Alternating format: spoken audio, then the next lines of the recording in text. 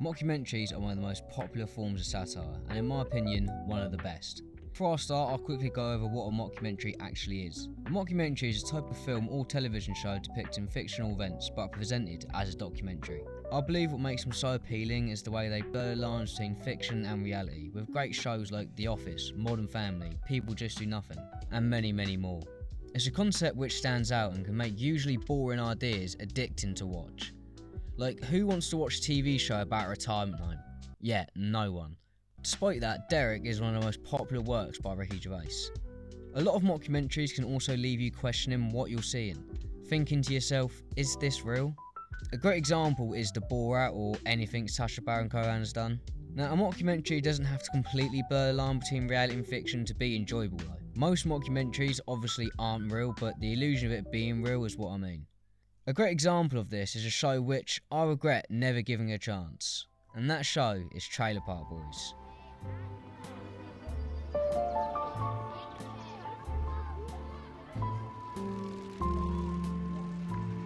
Now, for those of you that have seen the show, you know that this intro here is the calm before the storm. I recently watched it with my mate, and after one episode I knew I had to go back and finally watch the show for myself. And my, I was not disappointed. Before I get into why, I just want to add that after leaving a show for so long, then finally get into it and it turns out to be good, it just enhances the enjoyment so much for me. Because you get that thought of, how could I have missed out on such great television? Then every episode feels even more rewarding in a weird way. For those who don't already know, or like me, have never given the show a real chance, Trailer Park Boys is a mockumentary about a Canadian trailer park, mainly focusing on the lives of Ricky, Julian and Bubbles. And as the tagline says on the DVD, they've got big plans, little brains. They also have this brilliant rivalry with the trailer park supervisor, Mr. Leahy. I'm sorry, I had to use an excuse to throw that clip in there somehow. It's just too iconic from this show to not use it. The early seasons are quite old and the quality really shouldn't hold up when you think about it, but I think this actually benefits the show. I think that the low quality of the show and the slow improvement over the first few seasons really helps to sell the illusion that this is a real camera crew that's gone out to film this little trailer park. And that's what a lot of the success from this show boils down to, is just how authentic it feels.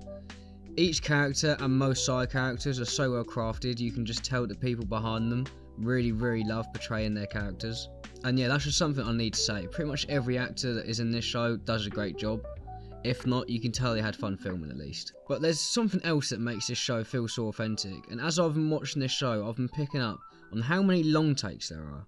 There will be entire scenes of chaotic dialogue and action and lots of stuff happening, and there's just no cuts. It impresses me, because it must be so hard to actually pull off, but they make it seem so natural. Fuck man, you okay?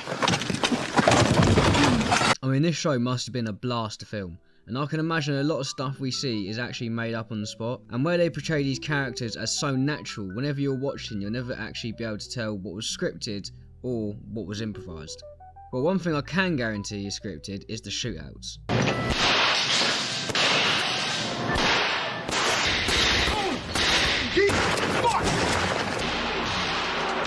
I love all of these, it's just hilarious to see all these guys endlessly missing, and the de-escalation of the shootouts is always a great moment for me.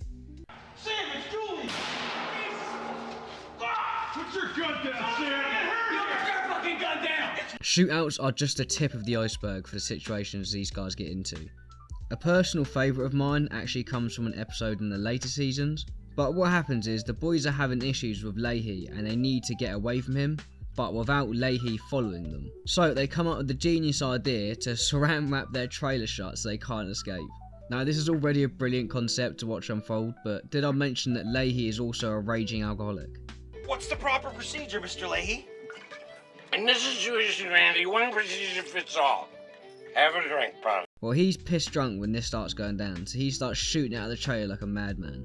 So they come up with a genius idea to spin the trailer around so Leahy doesn't know what way he's shooting. This is just a great example of the shit I mean. This show knows exactly how to create a funny situation so well it's almost unfair to other shows. Now the show is quite long, and although they're always feuding with Leahy, the show never feels repetitive. Even if it follows quite a repetitive formula, each season the characters will end up in jail somehow, and then at the beginning of the next season they'll get out with the idea that this time will be the time. But instead of the show feeling repetitive, it's actually exciting to see how they're going to top themselves from the last season. Speaking of being repetitive, the running jokes in this show are definitely one of the highlights. From Julian always having a field drink with ice to Ricky not being literate. Holy fuck, man, here it is. Look at this. This guy had some sick plants, and all he did was he fucking... He quarantined them. Right fucking over there. Quarantine. Alright, we gotta quarantine the plants. The show makes use of their running jokes so well, and they never really overdo it. It always feels at the right time, and they can even catch you off guard sometimes. For example, Ricky has a running joke where he goes out to Corey and Trevor, who are two other people that live in the trailer park. Smokes, let's go. Trevor Smokes, let's go. Let's go, Smokes. You're fucking lucky. And every time he says this, they just give him cigarettes straight away. And one time, Ricky is in a courtroom defending himself on a trial. And then after doing a little speech, he stands up, goes to the other lawyer, and says, Let's go, Smokes. And then hilariously, the lawyer actually gives him a cigarette. Now this was just so unexpected, and it just got genuine laughs out of me. I also want to mention Bubbles. As time has progressed, he has probably changed the most out of the other people in the show, and I don't just mean his voice. Nobody fucking likes him. He fucked everyone over. Randy, everybody knows that when I'm not around, you know, to just keep an eye on the kiddies if they're... In the earlier episodes, he definitely felt a bit more like a side main character. You know, he was definitely a part of the main cast, but Ricky and Julian really felt like the main two. But he blossomed into a main feature pretty quickly, and by the 3rd or 4th season, he's just as involved in the show as the other two are. And then by the 5th season, he even ends up in jail with one of them. So that's really the point I'm trying to say here, is that he goes from being a side main character to being one of the boys. But Bubbles being involved with them doesn't always go so well. And this actually leads to one moment in the show where I realised that it's capable of bringing real emotion to the viewer. You see, I sat down one night and put the show on expecting a fun laugh before bed. But unfortunately, I picked the episode where Bubbles' shed is burnt down. You guys doing in my shed?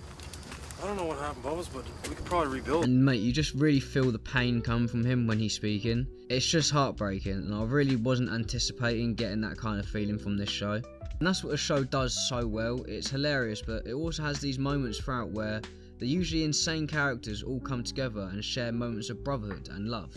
It's sweet every time, and there's really a hidden beauty to this show, I'm telling you. Now, I still haven't seen the full show, but I'm so ready and really looking forward to finishing it. When I do, there will definitely be a video coming. So this video is your sign to finally watch that show that you never gave a chance, or that film you've had on your watch list since it came out. Because you never really know, you may be ignoring a piece of entertainment you never knew you needed. Well, I'm going to go watch some more Trailer Park Boys now, and if you've watched this video all the way to this point, then thank you, it really means a lot. I know that the commentary in this video and a lot of the editing might have not been the best. I'm just really starting to get back into the flow of things, so I really do appreciate you sticking around.